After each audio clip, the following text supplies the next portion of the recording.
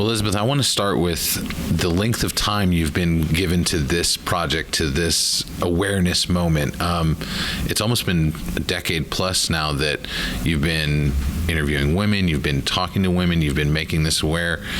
It's not just a snippet of what's in the doc. Can you tell us about the journey you've been on so far with chocolate milk? And I mean, this is wild. You guys really do your homework. Thank you for that question. Thank you.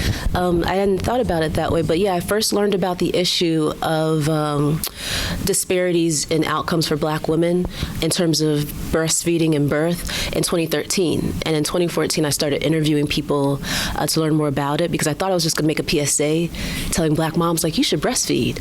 And what I learned is that they already knew that. There were just some challenges in their real lives that made it difficult to meet those milestones. And so I started interviewing moms in their kitchens and in their living rooms and asking them about their birth journey and what type of support they'd receive for breastfeeding, and learned a lot in the process. And that's how I developed the story structure for the film and decided who I was going to feature. Initially, I'd tell people I was going to do like a Discovery Channel type of film where it's like 3 moms, 6 months, who makes their breastfeeding goal. And after talking to different women and the health providers, the people who serve those families, I realized that it was important to highlight the health providers and their journey as well. You know, they face chronic fatigue, underpayment. A lot of people aren't aware of the services that they provide, and also trying to get the credentials that allow them to provide those services. It's like an uphill journey, and they face a lot of discrimination in that process as well. And so I wanted to highlight the whole ecosystem of it and do my pretentious multi-year film where I followed the woman for 5 years. Definitely a labor of love, but it was a really great experience. Can we touch upon getting to talk with those health workers? Because I think that kind of leads to some of these big entities like Kellogg becoming a part of this goal and push. But can you talk about that side of it? Because I don't know if that, like you said, that doesn't really get shown elsewhere. No, and it's weird. It's like you're not allowed to ask people how they found their funding. Yeah. It's like, and even at the festival, I'm like, you know, other people will ask. I'm like, oh, I'm glad you asked, because I'm not sure if we're allowed to ask. But I tell everybody, I applied to Tribeca and Sundance and all those, you know, big name granting opportunities. And I actually got my funding for my film from the W. Kellogg Foundation. And I learned about them because as I was reaching out to different small organizations and nonprofits and community groups, I learned that that's who was funding them. And I would interview people, and I would post like a 3-minute clip of our hour-long interview, just to kind of get a sense of what style I want to take with the film, and also to build some credibility and trust, so that I wasn't just like some random lady who's walking around asking women about their boobs and getting it on camera, but like no one sees the footage. And so I think that consistency of posting and sharing the clips with the organizations helped the W.K. Kellogg Foundation and become more aware of the project, so that when I finally did reach out to them, they're like, yeah, let's set up a meeting. Wow. And at that point, I was like, I wish I'd asked them like 2 years earlier. But I actually got my first funding from an organization called the Center for Cultural Innovation, and they're a nonprofit for focused on artists in the Bay Area. And I got smart before I applied for their grant. It was the CEDF grant for creative entrepreneurs. I took a business class that they were teaching with artists, so they got to know me before I applied, so that there was a little bit more, I guess, because it's so competitive sometimes, that I think it helps to develop a relationship with that community before you start reaching out for funding. But yeah, that's how I got my funding. I don't know if that was like a circuitous response, but hopefully that was enough for I love it. Folks to follow. I'm curious, how did COVID impact this journey, this story, and honestly bringing the people we get to see on camera? I mean, how did this all impact that? Well, I call myself a slow burn filmmaker, so I'm not filming every single day. It might be 5 to 10 touch points a year where I'm checking in with the families and seeing what's on the radar, on the horizon, then I come in with the camera. And so we'd done most of our principal photography by 2019. And I had a rough cut of the film, and I screened it around the country. I had community screenings of the rough cut in 250 communities around the country. And it was a way to say thank you, because if it hadn't been for them supporting the project and, you know, watching the YouTube clips and sharing them with their community, I don't know if I would have gotten the funding. And so I made the film available for free through the community screenings in 2019. And yeah, of course, 2020 was a break, but it gave me a chance to kind of refine the film based off the feedback I got from those screenings. And we also did a survey where we did a pre-screening and post-screening survey with audience members, and we had 1,100 respondents, which is like the bare minimum for it to be statistically significant.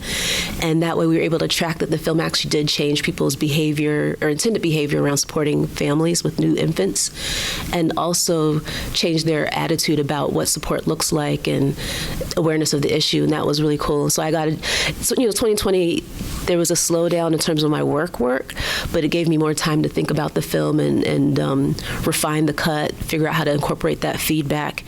And this is something I don't know how much I want to put on, but in terms of being useful for other filmmakers, so I mentioned how I got my funding through grants, but I went through non-traditional grants because I found organizations that were associated with the subject of my film who were interested in having more communication tools about their issue out there, so they were supporting the project. Those became the same organizations that I was able to license the rough cut to and make the community screener available in 2020 and 2021. And I didn't really have to promote it that much because they were hungry for content to use during those years, and I was able to make the film available virtually. And it was a community screener cut, so I didn't have any music, didn't have any color correction. It was like a very rough cut in case like film festivals, it's not been, the final project has not been aired. This is the premiere at Tallgrass, but the rough cut was really useful for those organizations during those couple of years, and it was actually a way for me to supplement my income too, which was really nice. Thank you for sharing that, first of all. We do appreciate that. I mean, Stubbornly Independent is exactly what that is. I love that. And let me know if you need me to say anything again in a tighter way, because I edit my own stuff too, and I know how it can be. No, so. I think it's perfect. All right. I would love to ask, as far as meeting these women, how has that impacted you? Well, it's interesting as a filmmaker. Well, my background's in public health, and so I actually started in academia and like clinical science and clinical research. You went to Yale, right? I went to Yale for my master's of public health, and then I got my MFA in film from the Art Center College of Design. Yeah. And so my approach was very like, okay, I want to stay objective. I don't want to influence the participant and what they might say. So I'm going to be very like, you are here and I am here, but I ended up becoming next door neighbors with one of the participants in the film. Tammy and I were neighbors for a year. Lydia and I have 3-hour phone calls years after the film was, first, imagined. And so the ladies are my friends. And I learned a lot about motherhood. What I didn't quite understand was the economic impact that women take, or that when they decide to become mothers, because of the discrimination in terms of employment discrimination, housing discrimination. There's a big sacrifice outside of like what we traditionally think of as a sacrifice for parenting. And talking to moms one-on-one, it kind of helped me see that in a different way, to the point now when I see a mother, I almost kind of want to give her a clap, like the way we salute or, thank veterans for their service. Like, I feel that way about moms, because you didn't have to be a mom. You chose it. Thank you. Because that's like a big sacrifice in terms of like your mental, economics, your body, and how we like perceive of the female body after pregnancy, and is that a bad thing because she doesn't look like she's 19 anymore? It was interesting. I'm not a mother, but I have a profound respect for women and mothers, and I definitely know all of the things to anticipate before you become a mom, which some people joke like if you knew all those things, you might people would still do it, but it's like, might have some reservations. Yeah, it's not going to be easy, but it's definitely a rewarding experience, but Western society doesn't make it easy compared to some other countries, if that makes sense. I'm curious about the tone of your doc. Yes. Can you talk about, was that always intended? I think it's very inviting in a unique way, because it's all refreshing and new to me, but I didn't feel at all like you were trying to show two side of like a dark side or go one direction. but I loved how easy it was to watch the film. I appreciate you saying that. I went back and forth with the style and the tone for a while. The pitch video that I had on YouTube for a while was more comedic, where it was like, isn't it crazy that we make it so hard for women to breastfeed? I did watch that, yeah. And people like that. And that was a tone I could have taken, but I decided to kind of remove myself from the project and make it more objective. I was aiming for a voyeuristic approach, akin to Frederick Wiseman, where you're just kind of watching. I do have them talking and explaining some scenarios, but the goal was for it to just be a fly on the wall, and like, isn't just the mundanity of these women's lives interesting? Like, I have like a whole sequence where mom's making a peanut butter and jelly sandwich and yelling at her kids to get ready, and I just found that fascinating. So I'm glad that it was watchable. No, it's enjoyable. What does it mean to premiere here at Tallgrass? Why here? Oh my gosh, I feel so lucky that I even found Tallgrass Film Festival to submit to. I've had other projects screen at other festivals, but this festival is very inviting and make it really easy to attend in person. Thank you so much for that.